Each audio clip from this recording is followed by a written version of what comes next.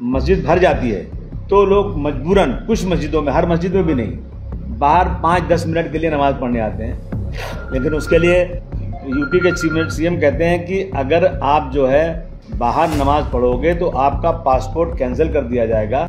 मैं आ रहा था पूना से, तो मुझे लोगों ने कहा कि पालकी जाने वाली है, जल्दी जाएंगे नहीं तो फिर रास्ता जाम हो जाएगा। लेकिन हमारी मस्जिद, हमारी नमाज के लिए, यानी ये जानबूझ करके ना इस देश में मुसलमानों के लिए जमीन तंग की जा रही है। अबू आझमी यांनी एक वादग्रस्त वक्तव्य केलं की हिंदूंचे सण असतात तेव्हा रस्त्यावर गर्दी झाली, त्याला मुसलमान विरोध करत नाही, पण मुसलमानांच्या नमाजला मात्र विरोध केला जातो, तक्रारी दिल्या। मला असं वाटतं की अबू आझमी यांना वादग्रस्त विधानं करण्याचा शौक आहे, कारण त्यांना असं वाटतं की वादग्रस्त विधानं केलं की प्रसिद्धी जास्त मिळते, त्यामुळे मी त्यांना प्रसिद्धीच्या लायक समजत नाही, म्हणून असल्या फालतू गोष्टीला मी उत्तर देणार नाही।